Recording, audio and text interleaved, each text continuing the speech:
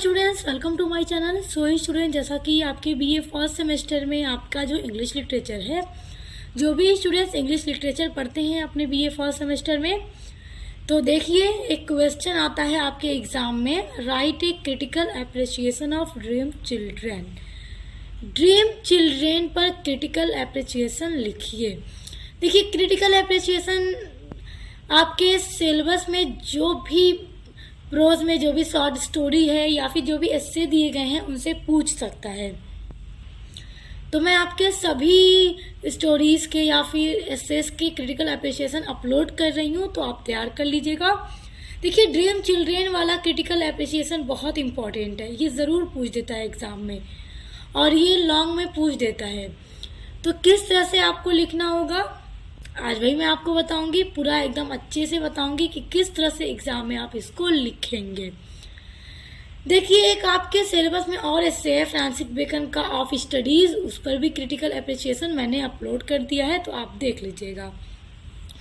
और स्टूडेंट्स, आपकी 1 से लेकर 8 तक की पूरी यूनिट्स नोट्स के साथ कंप्लीट करवा चुकी हूँ, तो उसको पढ़ना चाहते हैं अगर आप, तो मैं डिस्क्रिप्शन बॉक्स में आपको प्लेलिस्ट की लिंक दे दूंगी। चलिए अब देखते हैं कि ड्रीम चिल्ड्रेन का क्रिटिकल अप्रिसिएशन एग्जाम में किस तरह से लिखेंगे आप। देखिए, पहले तो हेडिंग डालिएगा, critical appreciation of dream children a रेवरी।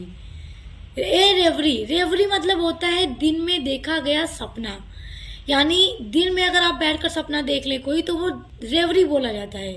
तो ड्रीम चिल्ड्रेन चार्ल्स लैम्ब का एक एस्से है जिसमें वो खुद के अपने दिन में देखे गए एक सपने का पूरा वर्णन करते हैं, और ये एस्से मैंने आपको पढ़ा दिया था, जिसमें सब कुछ मैंने आपको पूरा डिटेल में बता दिया था। आप आज देखेंगे critical appreciation of dream children.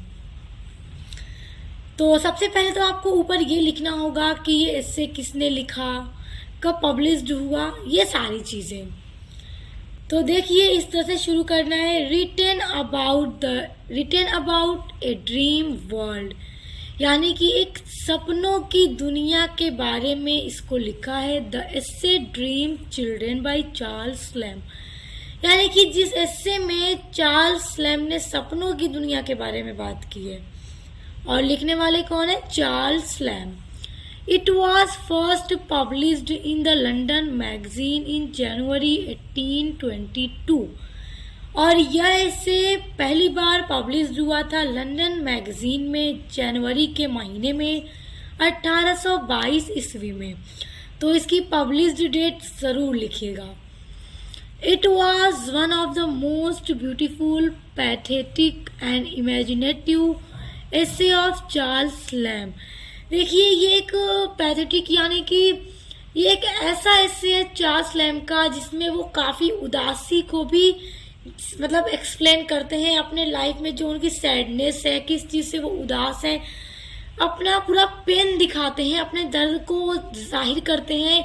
और इमेजिनेटिव यानी कि काल्पनिक एस्से है जिसमें सिर्फ वो अपने सपने का ही पूरा वर्णन करते हैं, रियलिटी कुछ भी नहीं है, सिर्फ वो अपने सपने का वर्णन कर रहे हैं, काल्पनिक है।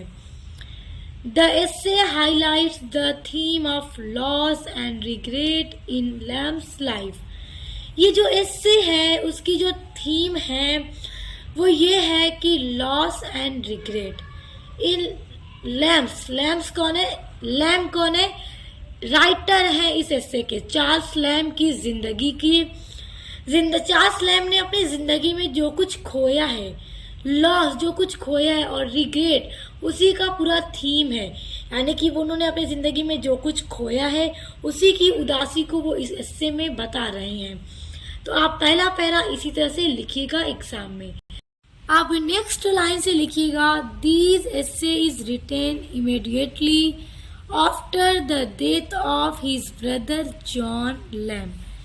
चार्ल्स लैम्ब ने इस एस्से को तब लिखा था जब इनके बड़े भाई जॉन लैम्ब की मृत्यु हो गई थी, यानी कि जॉन लैम्ब की मृत्यु होने के बाद चार्ल्स लैम्ब ने इस एस्से को लिखा था। और जॉन लैम्ब कौन था? चार्ल्स लैम्ब का बड़ा भाई। After the death of his brother, after यानी बाद में, the death of his brother अपने भाई की मृत्यु के बाद, ऑथर वॉज लेफ्ट अलोन। जो ऑथर है चार्ल्स लैम्ब, वो बहुत अकेले हो गए थे। Alone in the world with one of his sister who was suffering from mental sickness। देखिए, चार्ल्स लैम्ब अपने भाई जॉन लैम्ब की मृत्यु के बाद इस संसार में एकदम अकेले हो गए और उनके साथ सिर्फ उनकी एक सिस्टर बची थी और वो भी मेंटली मतलब बीमार रहती थी। जैसे कि उसका जो दिमागी हालत थी वो सही नहीं थी। जैसे कुछ लोग थोड़ा पागल टाइप होते हैं ना, तो उसी तरह से थोड़ा मेंटल थी। तो बस अपने उसी सिस्टर के साथ वो इस संसार में अकेले रह गए थे। The essayist unfulfilled longings and desires are also evident in his work। अब देखिए, द essayist यानी कि चार्ल्स लैम्ब, यानी इस निबंधकार की, जिसने इस निबंध को लिखा है, किसने लिखा है? याद रखिए, चार्ल्स लैम्ब ने। तो उनकी अनफुलफिल्ड यानी जो कभी पूरी न हो सकी, लॉन्गिंग्स एंड डिजायर्स अधूरी इच्छाएं, are also evident in his work.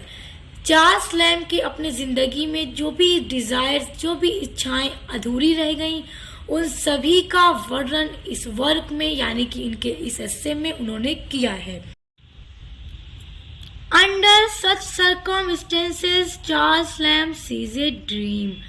देखिए, उनके भाई की मृत्यु हो गई, वो संसार में अकेले हैं और इन सभी परिस्थितियों में, मुश्किल परिस्थितियों में चार्ल्स लैम्ब ने एक सपना देखा। He find two imaginary children surrounding him, Alice and John. देखिए, दिन में बैठे हुए चार्ल्स लैम्ब सो रहे थे और बैठे बैठे अपनी चेयर पर ही सो रहे थे। तो उन्होंने इस मुश्किल वक्त में, जैसा कि वो अकेले थे इस संसार में, तो दिन में सो गए और उन्होंने एक सपना देखा और सपने में उन्होंने पाया अपने दो इमेजिनरी चिल्ड्रेन, काल्पनिक बच्चों को अपने आसपास बैठा हुआ, एक बेटी और एक बेटा। बेटी का नाम था एलिस एंड बेटा का नाम था जॉन। और देखिए, यहाँ पर एक बात याद रखिए, इस हिस्से में चार्ल्स लैम्ब के भाई का भी नाम जॉन है और चार्ल्स लैम्ब के ड्रीम चिल्ड्रेन में जो उनका बेटा है उनका भी नाम जॉन है।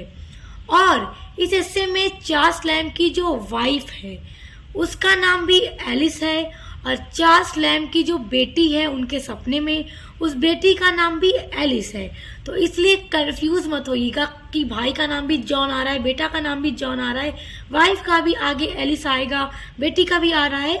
तो याद रखिएगा, बेटी और वाइफ का नाम एलिस और भाई और बेटा दोनों का नाम जॉन है। Lamb describing to his young children Alice and John the tales of his childhood when he lived with his great grandmother। अब वो अपने इस सपने में अपने दोनों बच्चों को ये बात बता रहे हैं, अपने बेटी एलिस और बेटे जॉन को ये कहानियां सुना रहे हैं। कैसी कहानियां? अपने चाइल्डहुड यानी अपने बचपन की कहानियों को चार्ल्स लैम्ब अपने बच्चों को सुना रहे हैं कि जब वो छोटे थे तो अपनी ग्रेट ग्रैंड मदर यानी दादी के घर में वो रहते थे और दादी का नाम था मिसेस फील्ड। तो वो अपनी great grand mother Mrs field के घर में रहते थे। उनका भाई भी जॉन लैम्ब भी रहता था, चार्ल्स लैम्ब भी रहते थे और किस तरह वो लोग एक दूसरे के साथ हंसी मजाक करते थे, किस तरह एक दूसरे के साथ शरारतें करते थे, खेला कूदा करते थे, सारी चीज़ों के बारे में चार्ल्स लैम्ब अपने बच्चों को बता रहे हैं। Lamb narrates to his children the detailed of his time spend in his great grand mother's house. Charles Lamb अपने बच्चे को ये भी नरेट करते हैं, नरेट का मतलब बताते हैं कि मतलब सारी डिटेल के बारे में बताते हैं, जो कुछ टाइम उन्होंने अपनी ग्रेट ग्रैंड मदर के घर में स्पेंड किया है, गुजारा है, उन सभी पलों को चार्ल्स लैम्ब याद करते हैं और अपने बच्चों को वो सारी घटनाएं, सभी चीज़ों के बारे में बताते हैं। वो क्या क्या बताते हैं देखिए। The love between two brothers Charles and John, यानी चार्ल्स लैम्ब अपने बच्चे को अपने और अपने भाई दोनों के बीच के प्यार के बारे में बताते हैं कि वो दोनों एक दूसरे से कितना प्यार करते थे। And his love affair with Ann Simmons. देखिए, और वो अपने बच्चों को अपने लव अफेयर एन सिमंस के बारे में भी बताते हैं। अब आप सोचेंगे ये कौन है, तो ये एलिस, चार्ल्स लैम्ब की जो उनके सपने में बीवी आती है, एलिस, जिसका वो वर्णन अपने बच्चों को करते हैं। उन्हीं को एन सिमंस भी कहते हैं, एलिस भी कहते हैं। तो अपने बच्चों को उनकी मतलब कि सपने वाली माँ के बारे में भी बताते हैं। And death about his brother John lamb, और वह अपने सपने में अपने भाई जॉन लैम्ब की मृत्यु के बारे में भी बताते हैं कि किस तरह से उनके भाई की मृत्यु हो गई और वो इस संसार में अकेले रह गए। यानी वो इस हिस्से में अपने बच्चों को अपने भाई की मृत्यु के बारे में, उन दोनों भाइयों के बीच प्यार के बारे में, ग्रेट ग्रैंड मदर के घर के बारे में, उनकी साथ गुजारे पलों के बारे में, सारी चीज़ों का वर्णन वो अपने सपने में अपने ड्रीम चिल्ड्रन को सुना रहे हैं। Lamb told his children about his great grand mother Mrs field. अब लैम्ब अपने बच्चों को सुना रहे हैं अपनी great grand mother Mrs field के बारे में। वो बताते हैं अपने बच्चों को कि she was a very religious lady, कि उनकी ग्रेट ग्रैंड मदर बहुत ही रिलीजियस लेडी थी। She lived in a big house in Norfolk. वो एक बहुत बड़े घर में नॉरफॉक में रहती थी और वो घर बहुत पुराना था। She was the keeper of the house, और जिस घर में उनकी ग्रेट ग्रैंड मदर रहती थी वो उस घर की कीपर थी, यानी उस घर में रहकर उस घर का ख्याल रखती थी, और उस घर का जो मालिक था वो नए घर में रहता था। But lived as a owner of the big and old house. उनकी ग्रेट ग्रैंड मदर जिस घर में रहती थी वो बहुत बड़ा था और उस घर की वो कीपर थी, देख रेख करती थी उस घर की, लेकिन वो उस घर में बिल्कुल उस घर की ऑनर की तरह रहती थी जैसे वो घर उनका खुद का हो, और उस घर का जो मेन ऑनर था वो उनकी ग्रेट ग्रैंड मदर की बहुत रेस्पेक्ट भी करता था। The author Charles Lamb told his children about his brother John Lamb, who was very handsome, brave, caring and helpful. देखिए, चार्ल्स लैम्ब अपने दादी के बारे में जब अपने बच्चों को बता लेते हैं तो आगे बढ़ते हैं और अपने भाई जॉन लैम्ब के बारे में बताते हैं कि उनका भाई जॉन जो था वो बहुत ही हैंडसम था, बहुत ही खूबसूरत था, एकदम फिट फाट रहता था और बहुत ब्रेव था, बहुत बहादुर था, केयरिंग भी था, वो सबका बहुत ख्याल रखता था और मेरा भाई मेरा भी बहुत ख्याल रखता था और वो बहुत हेल्पफुल था, सभी लोगों की मदद भी किया करता था।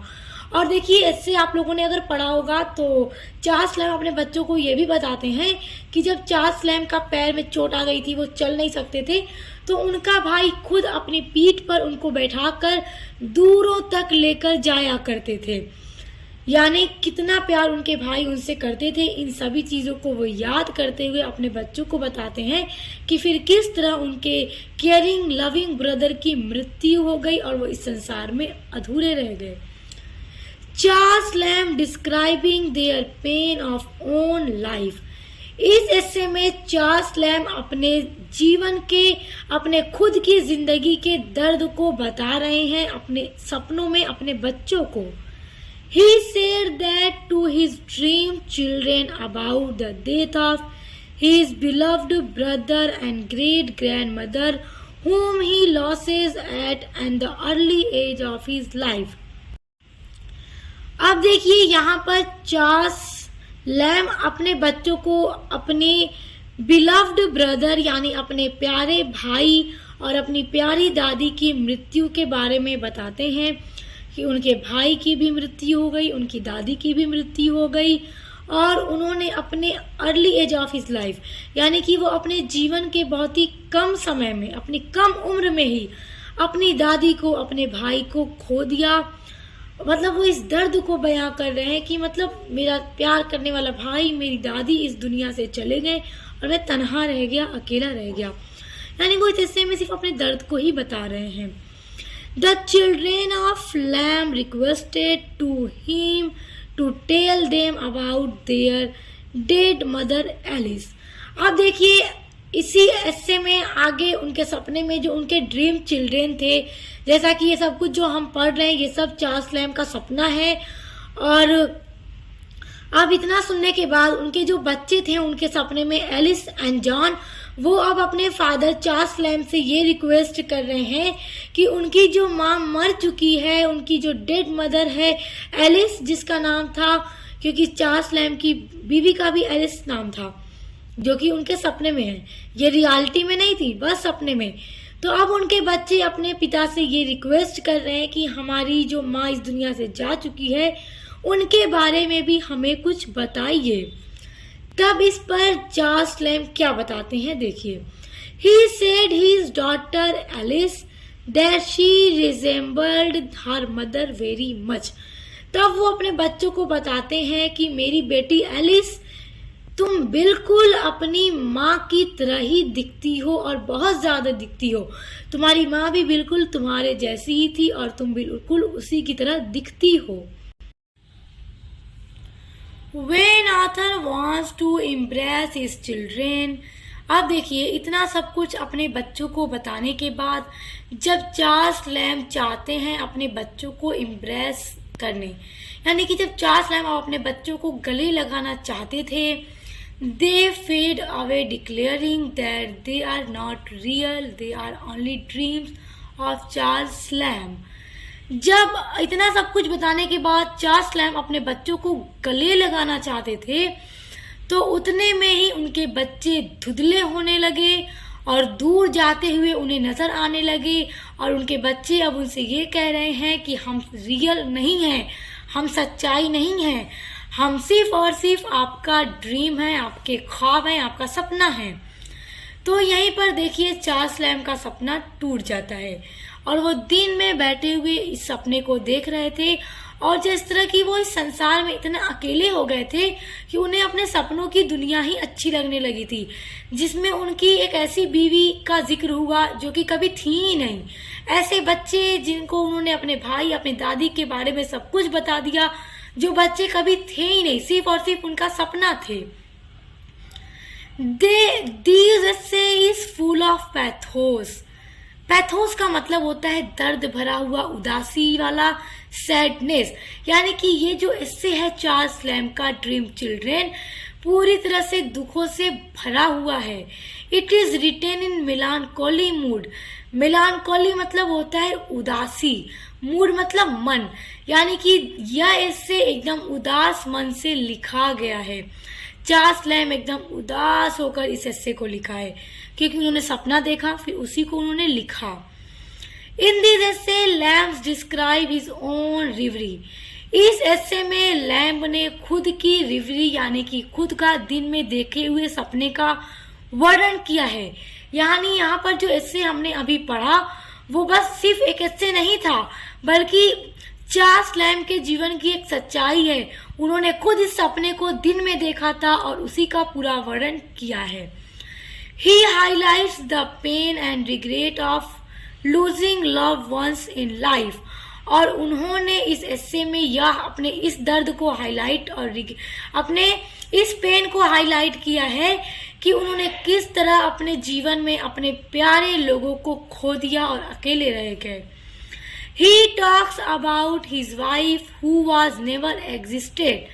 उन्होंने इस एस्से में अपनी उस वाइफ के बारे में डिस्कस किया है जो वास्तव में कभी थी ही नहीं, एंड टू इमेजिनरी चिल्ड्रेन, और उन बच्चों का वर्णन किया है जो सच में कुछ नहीं थे, सिर्फ काल्पनिक थे। दस इस प्रकार the essay dream children everybody belongs to the family life of Charles lamb.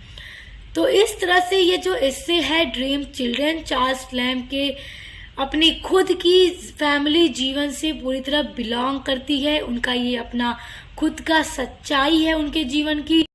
और ये जो एस्से है ड्रीम चिल्ड्रेन, इसमें अभी मैंने आपको बताया कि चार्ल्स लैम्ब ने सिर्फ अपने जीवन के बारे में ही डिस्क्राइब किया है, बस ये एक एस्से की फॉर्म में है और इसी वजह से इस एस्से को ऑटोबायोग्राफिकल नोट भी कहा जाता है, क्योंकि ऑटोबायोग्राफी मतलब होता है आत्मकथा। तो जैसा कि उसमें उन्होंने खुद के ही जीवन के बारे में एक्सप्लेन किया है, तो तो इसलिए इस ऐसे को ऑटोबायोग्राफिकल नोट के नाम से भी जानते हैं। तो याद रखिएगा इस बात को, और इस तरह से पूरा आप क्रिटिकल अप्रिसिएशन एग्जाम में लिख कर आइएगा। आप चाहें तो इसको स्क्रीनशॉट कर सकते हैं, ये नोट्स मैंने आपके लिए ही बनाया है। तो ये आई होप आपको बहुत अच्छे से समझ में आ गया होगा। स्टूडेंट्स, इसके अलावा आप अपने बीए फर्स्ट सेमेस्टर में इंग्लिश लिटरेचर के अलावा पॉलिटिकल साइंस, एजुकेशन, सोशियोलॉजी या फिर मेडिवल हिस्ट्री कोई भी सब्जेक्ट पढ़ते हैं तो सभी सब्जेक्ट की पूरी क्लास मेरे चैनल पर हो रही है। प्लेलिस्ट बना दी है, आपकी 1 से लेकर 8 तक की सभी यूनिट्स को कंप्लीट करा दिया है।